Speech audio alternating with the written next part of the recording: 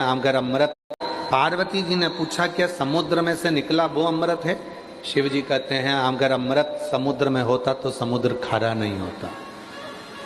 लोग कहते हैं शरद पूर्णिमा पे चांद में से अमृत झड़ता है, लोग अपने अपने घर की छत पे खीर बना बना के रख देते, पीते हैं तो भी मर जाते हैं। तो क्या अमृत चंद्रमा में है? शिव जी कहते हैं अमृत चंद्रमा में होता तो वो घटता नहीं, बढ़ता नहीं, हर बार घटता है, हर बार बढ़ता है, उसमें भी अमृत नहीं है। अमृत के सुंदरता में होता है, तो जो कुरूप है क्या वो मरते नहीं है? अमृत कहाँ है? तब शिव जी पार्वती जी को नंदी पर बिठाए और अमरनाथ ले गए। यही अमृत के लिए अमरनाथ लेकर गए। लोग पूछते हैं अमरनाथ की गुफा में क्या हुआ था।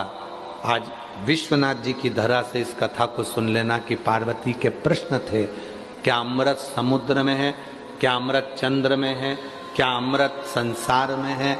तब शिव जी उत्तर देने के लिए पार्वती को अमरनाथ की गुफा में ले गए।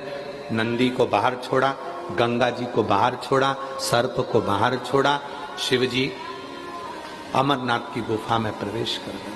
आप सबको मालूम होगा कि 2 बार शंकर जी ने गंगा को अपने सिर से उतारा था।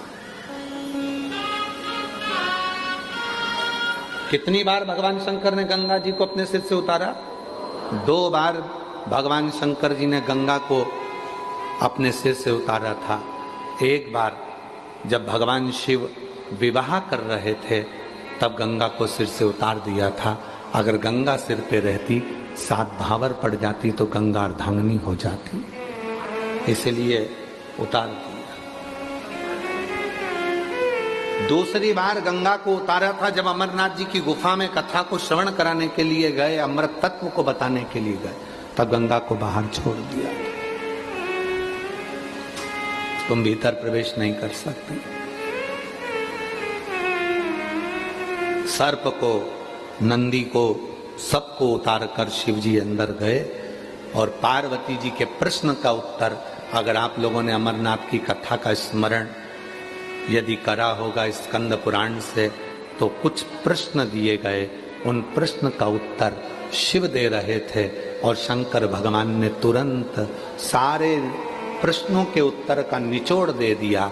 हे पार्वती, संसार का मनुष्य जान नहीं पाता, अमृत उसके कंठ में, उसकी जिह्वा पर बैठा हुआ होता है, कंठ में उठता।